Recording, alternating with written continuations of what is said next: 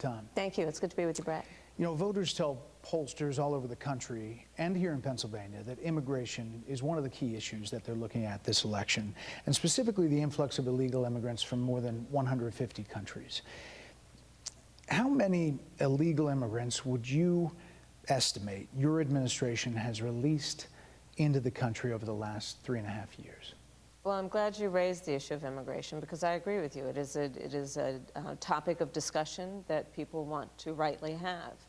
And you know what I'm going to talk about. Yeah, but right do you, now, just a number, do you think it's 1 million, 3 million? Brett, let's just get to the point, okay? The point is that we have a broken immigration system that needs to be repaired. So your Homeland Security Secretary said that 85% of apprehensions. I'm not finished. We have an It's a rough estimate of 6 million people have been released into the country. And let me just finish. I'll get to the question, I promise you. I was beginning to answer. And when you came into office, your administration immediately reversed a number of Trump border policies. Most significantly, the policy that required illegal immigrants to be detained through deportation, either in the U.S. or in Mexico. And you switched that policy. They were released from custody awaiting trial. So instead, included in those were a large number of single men, adult men, who went on to commit heinous crimes. So, looking back, do you regret the decision to terminate Remain in Mexico at the beginning of your administration?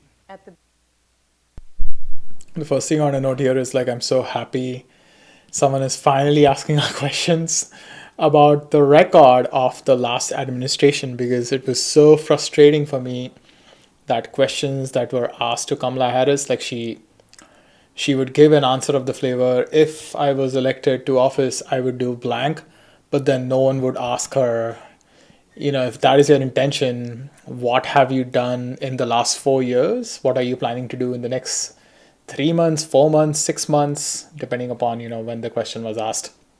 Like, why wait for getting into the office? Like, it's ridiculous to me. Like, anyone running for office again needs to be asked this question. Like, if this is your intention about after getting elected, like, how have you acted upon this intention thus far?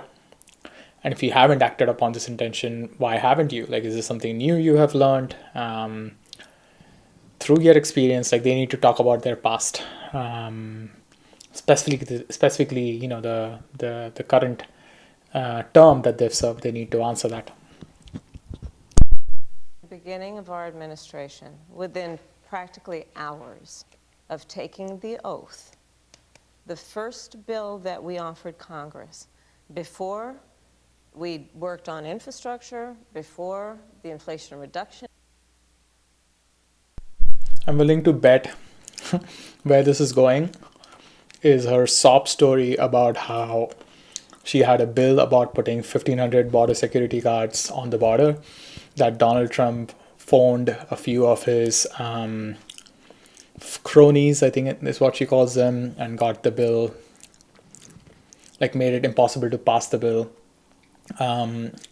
because he wanted to take credit for the border issue. Like, I'm willing to bet, because she has like a few specific sob stories is what I would call them, that she keeps reverting to.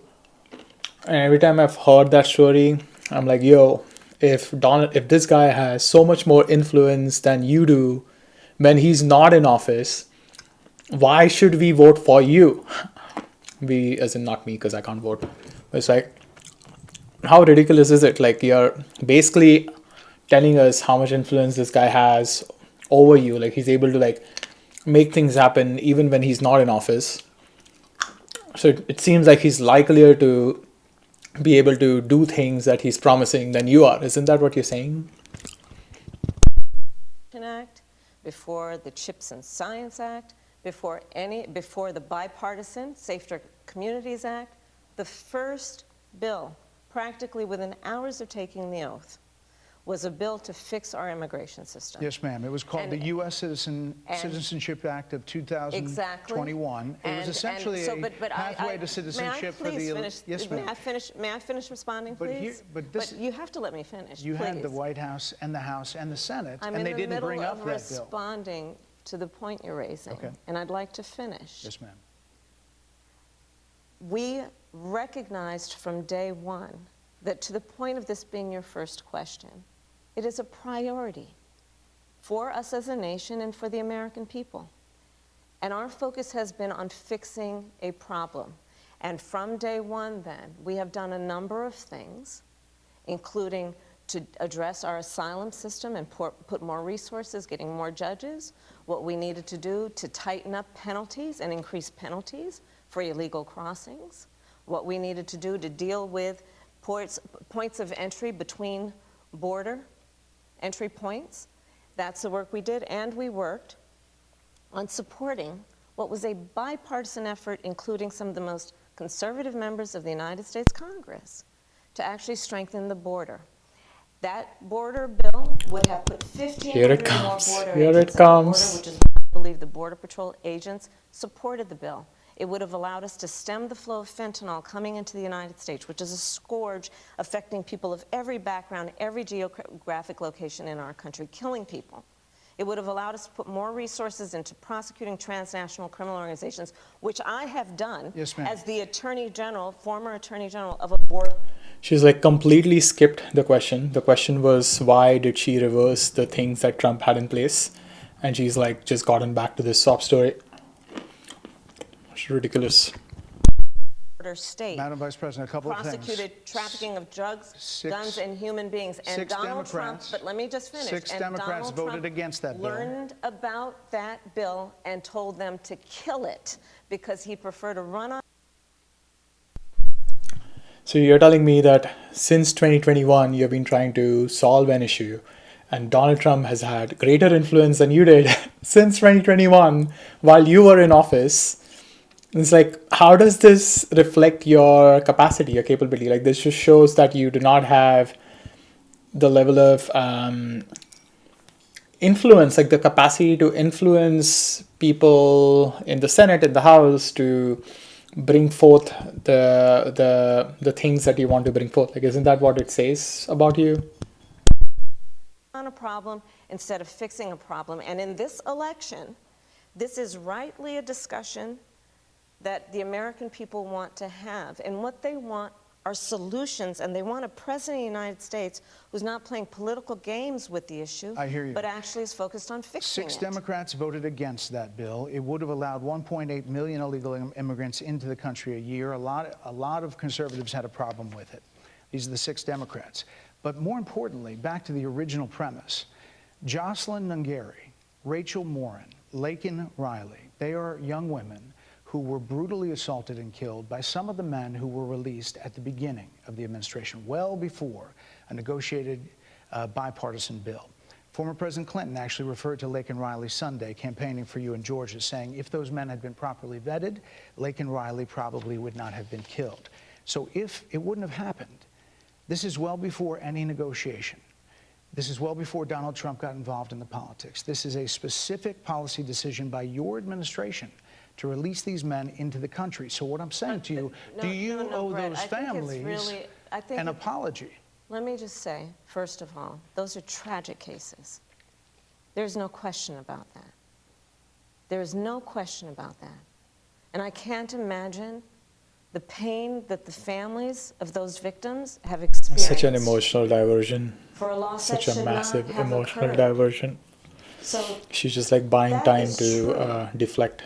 It is also true that if a border security had actually been passed 9 months ago, it would be 9 months that we would have had more border agents at the border, more support for the folks who are working around the clock trying to hold it all together. Madam Vice President. To ensure that no future harm would occur. Remember, the original question was to her about why she reversed some of Trump's border control orders in place. Like, I haven't looked into what this order was, but that was the original question, and she still hasn't answered that. And this election in 20 days will determine whether we have a president of the United States who actually cares more about fixing a problem, even if it is not to their political advantage in an election, because there was a solution, Brett. Madam Vice President, it was a policy decision in the early part of your administration. I will let one of the mothers talk about it. Take a listen. Because of the Biden-Harris administration open border policies catch and release, they were enrolled in the Alternatives to Detention program. This meant that they were released into the United States. It was not even a full 3 weeks later that they would take my daughter, Jocelyn Nungare's life. I believe the Biden-Harris administration open border policies are responsible for the death of my daughter. That's the early days. So do you owe them an apology is what I'm saying. I will tell you that I am so sorry for her loss. I am so sorry for her loss, sincerely. But let's talk about what is happening right now with an individual who does not want to participate in solutions. Let's talk about that as well. But do you want to answer in her? all fairness, I told you, I feel awful for what she and her family have experienced. During that time, you said repeatedly that the border was secure. When in your mind did it start becoming a crisis? I think we've had a broken immigration system transcending, by the way, Donald Trump's administration even before. Let's all be honest about that. I have no pride in saying that this is a perfect immigration system. I've been clear, I think we all are, that it needs to be fixed. We need more. I was just down at the border talking with border agents, and they will tell you, and I'm sure you probably, I know you investigate and you are a serious journalist, they will tell you, we need more judges. We need to process those cases faster. We need the support for those cases that should be prosecuted. They need more resources, and Congress ultimately is the only place that that's going to get fixed, Brett. Well, that's how this system works. That's the premise of this question. But There were that's how the 90 system plus works. executive orders that were. Note here that, it is not just a matter of adding extra agents to the border to fix something like this. It's also a matter of policy. Like, what are you intending to do with people who cross illegally is the main question, right? It's like, it doesn't matter whether you have 10,000 border agents or 11,000, 1,500 border agents if your policies are not right. So it's a bit of a facetious argument here that bill would have solved things, because the question is, what are your intentions? And there are different ways to deal with illegal crossings at the border, and it really needs to be addressed at that systemic level. Like, what is the protocol we want to put into place?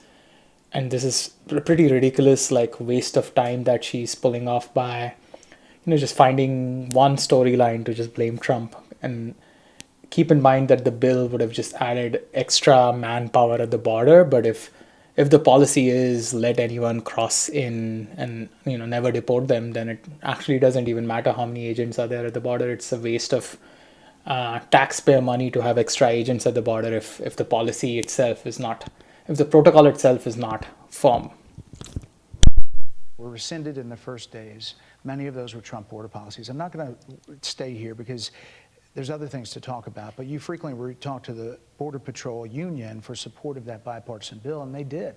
They supported it. But they also just endorsed Donald Trump and said, you've been, quote, a failure with border security. Why do you think they said that? I think they're frustrated, and I get it. They want support. They want support, and that's what that border security bill would have done. These guys down at the border, these men and women, they're working hard. They're working around the clock. I get it. There's a lot. All right, I would have given her this line of argument if she had been transparent about, not the absolute numbers, but the percentage increase in border security guards this would have brought about. Now, I haven't looked into how many border security guards exist, but my sense is that it would have been a minuscule bump. And, if she was not being intentionally facetious, she would have said something like, right now there are only 200 agents, and this bill would have put 1,500 agents extra. And for those of you who tracked the Democrats who voted against the bill, note that Bernie Sanders' name was listed in there. And I'm curious, the Democrats that I've spoken to have typically consider Bernie Sanders to be a man of integrity. And I think that's what's lacking here, really. She just does not have any integrity. And that's, I think, the main distinction. Trump exaggerates, Trump has lied, but Trump is more of a man of integrity than Kamala Harris has been, without a doubt. A lot of people that look back at what you said in 2019 when you first ran for president, and there have been changes, and you've talked about some of them. When it comes to immigration, you supported allowing immigrants in the country illegally to apply for driver's license, to qualify for free tuition at universities, to be enrolled in free health care. Do you still support those things? And here I want to point out to you my experience with Indian political history, where the socialist-leaning parties in India also had a similar policy where they provided pathways for legalization for illegal immigrants. And it was always presented as this like, oh, we are this like benevolent party. We actually have a heart. The right does not have a heart. Like it had a similar messaging. But when you dug into it, you realized what they were trying to do was basically buy votes.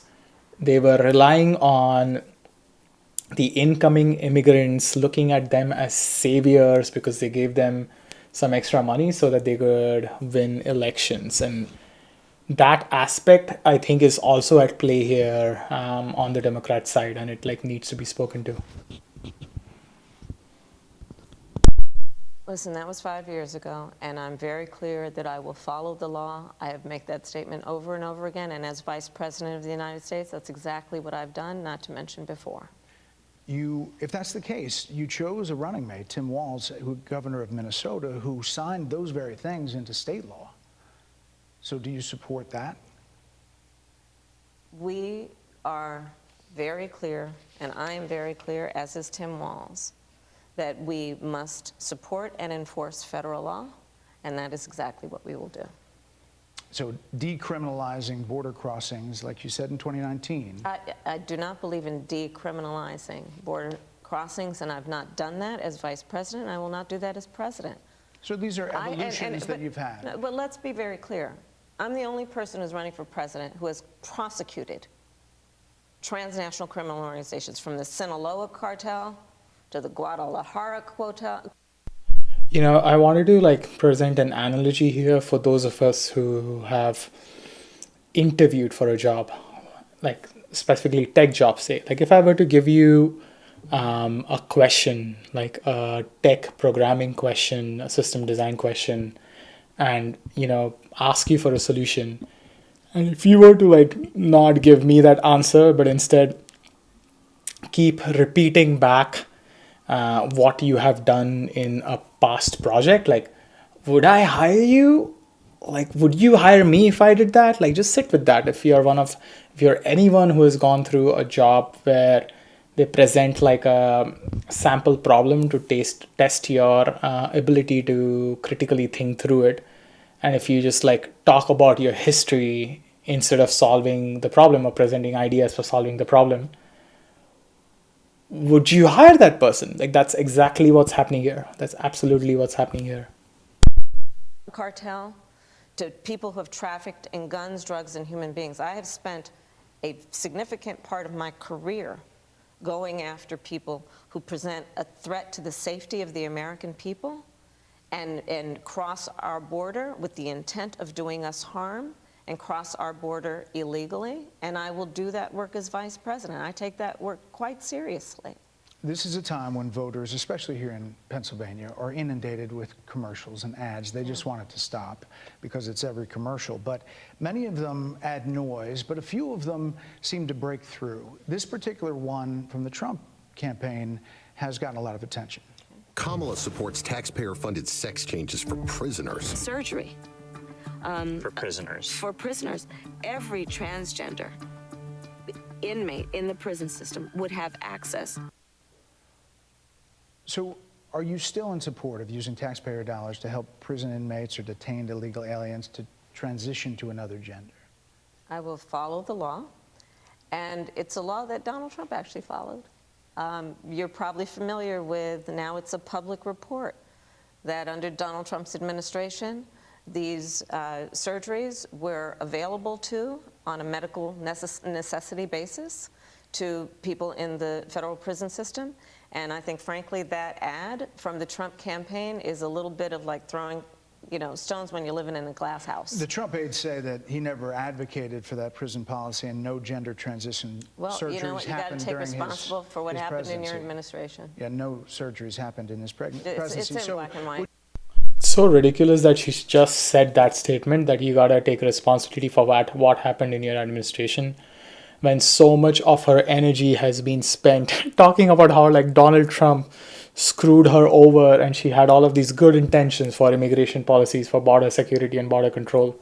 Like, it's so ridiculous. And there have been other times when she has said something, like in the presidential debate, there was a point where she talked about how like she's sick of like talking about past things and she's looking towards the future, when 3 minutes prior she had brought up like a 30-year-old thing about Donald Trump and the Central Park Five. Like, it's really ridiculous how not self-aware she is, because she's just like following these scripts. It's like a robot following scripts. Would you still advocate for using taxpayer dollars for gender reassignment I will surgeries? follow the law, just as I you have a think say Donald in Trump would this. say he did. Also, such a ridiculous answer. I'll follow the law. Like, you're running for the office. Like, what is you decide what laws to bring forth. You decide what orders to put through. Like, how are you oriented? Answer that. Like, if you're just gonna follow shit that's already in place, like, why should you be elected? Like, you just have no independent orientation for bringing through change. Would have a say as president. Like I said, I think he spent $20 million on those ads trying to create a sense of fear in the voters, because he actually has no plan in this election that is about focusing on the needs of the American people. Whereas, at $20 million on that ad, on an issue that, as it relates to the biggest issues that affect the American people, it's really quite remote. And again, his policy was no different. Look at where we are, though. They say On it was plans for different, the but American we'll move people, on. I'm offering a plan to deal with affordable housing.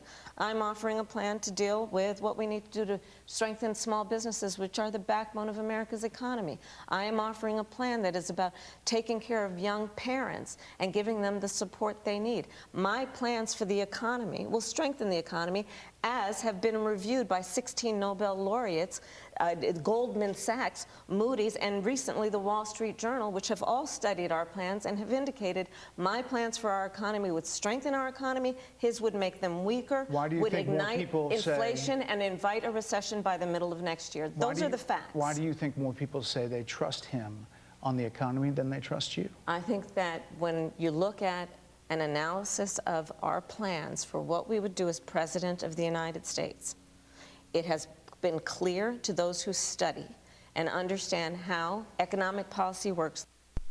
This itself is like elitism like burning through. And there's many ways to unpack this. Like, of course, academic economists have expertise in this domain and are able to provide expert opinion. But instead of responding to why people don't believe your economic policies, and if it is true that she's planning to use taxpayer money to fund gender transition surgeries in prisons, like, sure, that is like a small issue, but it is symptomatic of just the general lack of fiscal conservatism. And she isn't a conservative, but in times when we are having inflation, like having it's kind of like if I'm unemployed right now, like, I'm very careful about where I spend my money, because I want my savings to last. So it's something similar. If we are in a place where the economy is not doing well, the government has to be careful about where it's spending money. I would argue the government should always be careful about where it spends money and be able to like present a strong case for why money is being spent in a certain direction. But I just don't see that coming through from her. That moving forward, because I do believe the American people are ready to turn the page on the divisiveness and the type of rhetoric that has come out of Donald Trump, people are ready to chart a new way forward, and they want a president who has a plan for the future and a plan that is sound and will strengthen our country. My plan for the economy does exactly that. His plan would be, again, to give tax cuts to billionaires and the biggest corporations in our country and blow up our deficit. It's interesting you said turn the page, Madam Vice President. You were asked on 2 different shows last week what, if anything, you would do differently than President Biden. Here's what you said. Would you have done something differently than President Biden during the past 4 years? There is not a thing that comes to mind in terms of, and I've been a part of most of the decisions that have had impact. Under a Harris administration, what would the major changes be, and what would stay the same?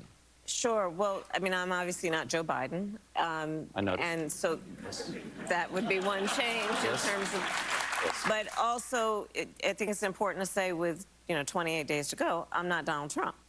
So, you're not Joe Biden, you're not Donald Trump, but nothing comes to mind that you would do differently? Let me be very clear. My presidency will not be a continuation of Joe Biden's presidency. And Just answer the fucking question. Like, just be specific about, and this is where, when I've noticed Donald Trump talk in interviews, he's just like very forthcoming about points of difference. Like, there are many interviews, I don't know, those of you who are under the orange man bad syndrome may not have seen these interviews because, the sight of him disgusts you. But there are like interviews where he just talks very openly about his interactions with world leaders, which are very insightful and like really paint a picture of his interest and his aliveness and his participation in the work. Whereas when I hear someone go, again, like a tech interview analogy, like if you asked someone who's interviewing for a manager role, what was a time when there was a conflict in your team and how did you resolve it? And they just gave you nothing. They were just like, there was no conflict, and, they refuse to give you specifics about how they handle things. Like, would you hire that person? And this is basically what she's doing here. She's just like sidestepping the question. She's like saying, yeah, I'm different from Joe Biden. But then she's like, there is nothing I would do differently. And it just like reveals to me a lack of engagement on her part as a vice president, because I think she's just not engaged in this work. Like, that is the problem. A lot of this like political class, they're just like not engaged. They don't care about bringing about the changes. And some of the things that she mentions, she blames Trump about like he just doesn't want to solve the problems. He just wants to run on the problems. Like, actually, that is what the political class tends to do. Like, this is her career. If she actually solves the problems that are in front of her, she'll have to find a different career. Whereas that's not the case with something like Donald Trump. That's not the case with someone like Vivek Ramaswamy. They'll solve the problems and they'll find other interesting problems to work on. Like, that's just the difference between a problem solver mindset and like a career person mindset. Like, a career person just wants something to do 9 to 5, 40 hours a week, and then, come home with a paycheck. They don't care what that is. They don't care about like solving the thing, doing the thing. They're just like interested in that lifestyle. But a problem solver mindset is where you like pick a problem, go deep into it, solve it, and then you're excited about finding the next problem to solve. And I think that is like a core difference between Trump and this person. Like every new president that comes in to office, I will bring my life experiences, my professional experiences, and fresh and new ideas. I represent a new generation of leadership. I, for example, am someone who has not spent the majority of my career in Washington, D.C. I invite ideas, whether it be from the Republicans who are supporting me, who were just on stage with me minutes ago, and the business sector, and others who can contribute to the decisions that I make. This is a complete side note, but look at her nose. I wonder if I can zoom in here. I can't zoom in. Doesn't it look like Voldemort's nose? I really feel like she's a soulless being. About, for example, my plan for increasing the supply of housing in America and bringing down the cost of housing. Addressing the issue of small businesses, which is about working with the private sector to bring more capital and access to capital to our small business leaders, including my plan for a $25,000 down payment assistance for first-time home buyers and for small businesses, extending the tax deduction from $5,000. I also have forgotten what the question was. Like, she's so good at diverting the question into just the same scripts over and over again. To $50,000. We've heard a lot about those plans in recent days. Your campaign slogan is a new way forward, and it's time to turn the page. You've been vice president for 3.5 years. So what are you turning the page from? Well, first of all, turning the page from the last decade in which we've been burdened with the kind of rhetoric coming from Donald Trump that has been designed and implemented to divide our country and have Americans literally point fingers. This is where it just seems so important to call out, like, the kind of people who are supporting Donald Trump are the most diverse group of humans that I've seen. Like, truly diverse group of humans that I've seen. And the kind of people supporting Harris are these, like,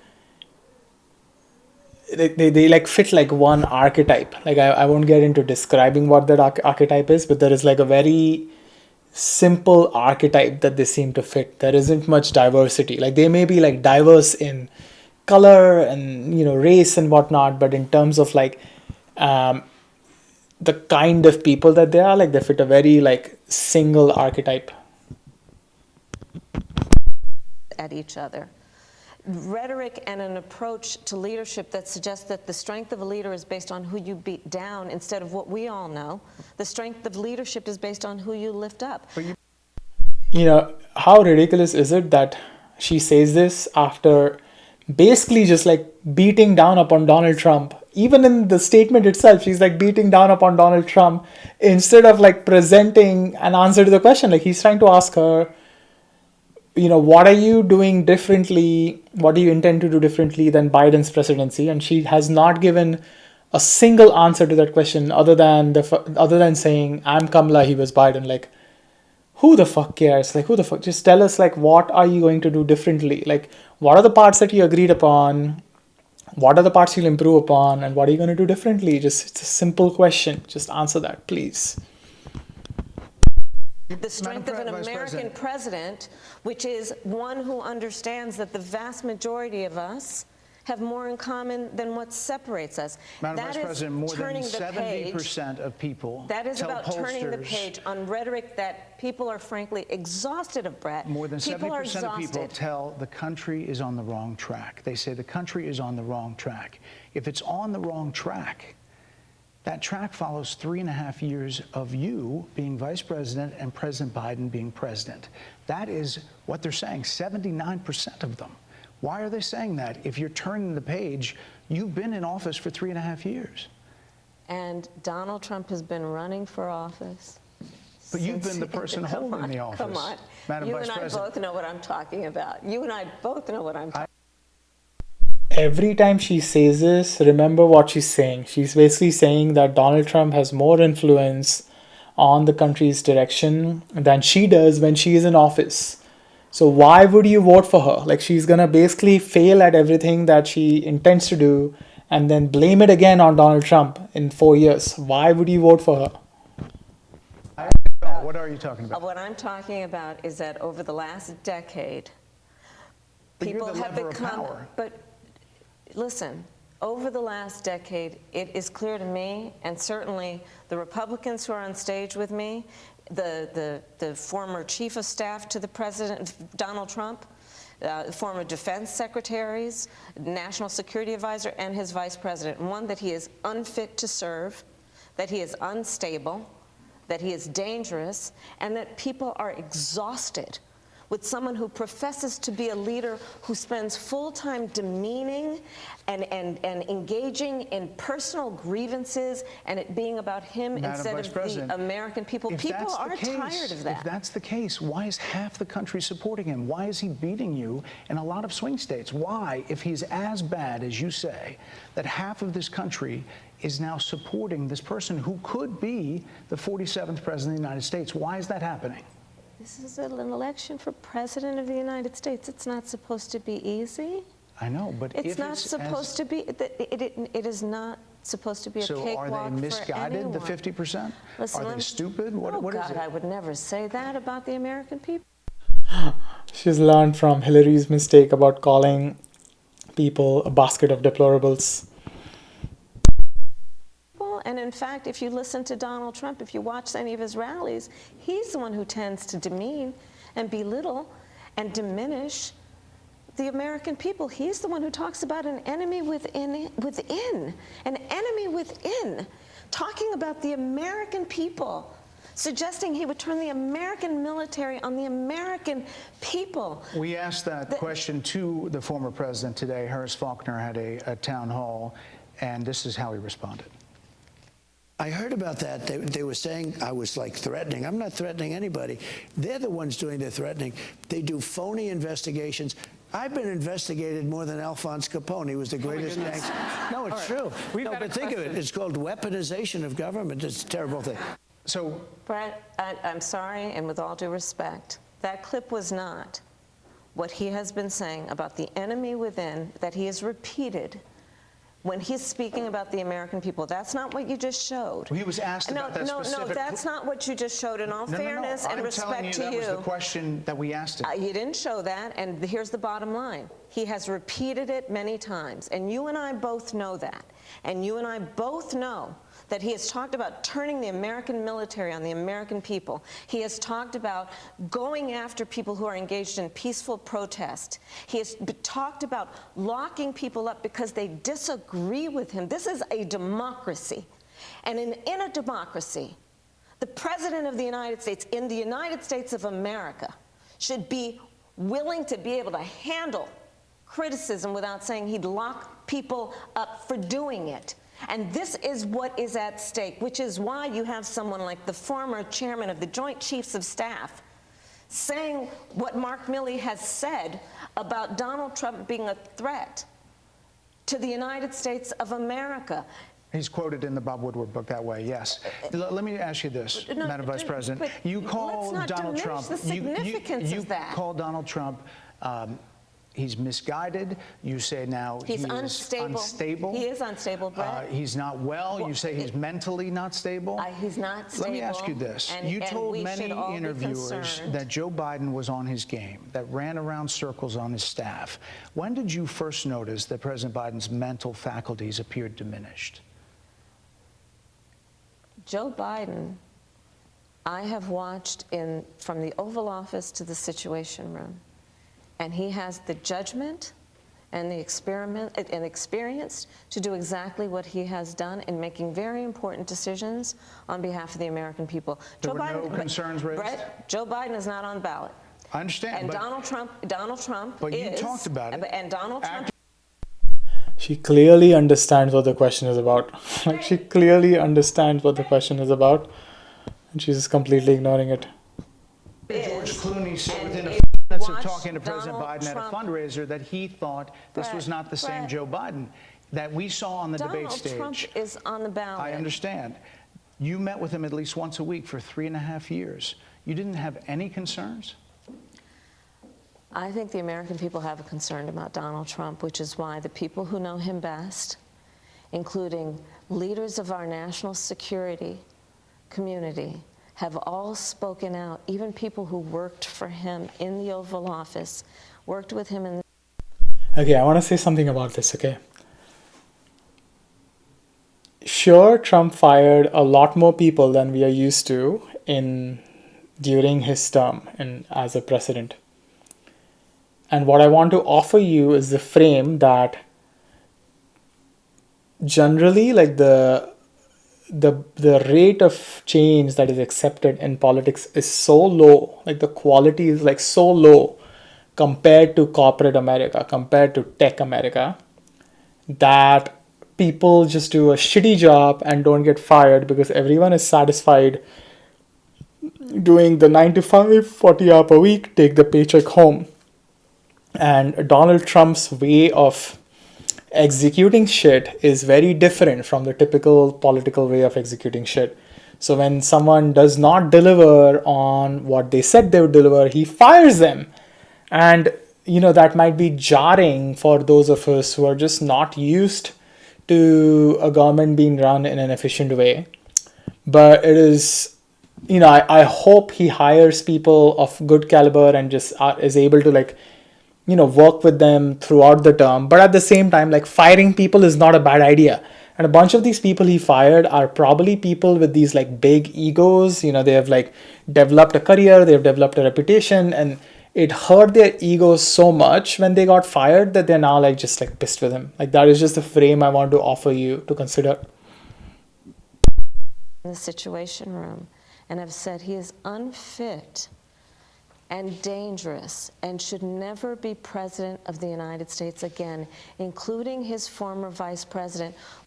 And this thing about him being dangerous keeps coming up, but there's so many interviews he has done now where he talks about his interaction with world leaders. Just listen to those, listen to how he talks about them. He's always respectful of every single world leader. And the media on the left makes fun of him for being respectful of leaders like Kim Jong-un or Putin. But those are the guys that could trigger a nuclear war. Wouldn't you rather be respectful of them and maintain open lines of communication with them so that you can de-escalate shit instead of just name calling them and saying that they're bad? It is a good geopolitical negotiation strategy to be respectful towards other world leaders. Doesn't matter whether you agree with their orientation or not. It's a good strategy. It's a good de-escalation strategy. Which is why the job was open for him to choose another running mate. So that is a fact. That is a fact. Madam Vice President, two more things. You were asked on 60 Minutes about the biggest threat that the world faces, that the U.S. faces. This is what you said. Which foreign country do you consider to be our greatest adversary? I think there's an obvious one in mind, which is Iran. Iran has American blood on their hands, okay? This attack on Israel, 200 ballistic missiles. What we need to do to ensure that Iran never achieves the ability to... I don't know where this line of question is going, but isn't it ridiculous to answer that with Iran instead of Russia or China? Does anyone who's watching think Iran is the biggest threat to the US? Are you kidding me? To be a nuclear power, that is one of my highest priorities. A number of experts thought you would say China. The FBI director had said that. But you said Iran. If that's the case, what do you say to critics who look at the actions of your administration and say you're not acting like Iran is the number one threat? Well, I will tell you most recently, whether it was in April or in October, and then several hours on each occasion, that Iran posed a threat to Israel. I was there, most recently in the Situation Room, in the most recent attack, working. Even in her language, she's talking about Iran posing a threat to Israel. The question was, who's the biggest threat to the US? Come on, lady, get your shit together.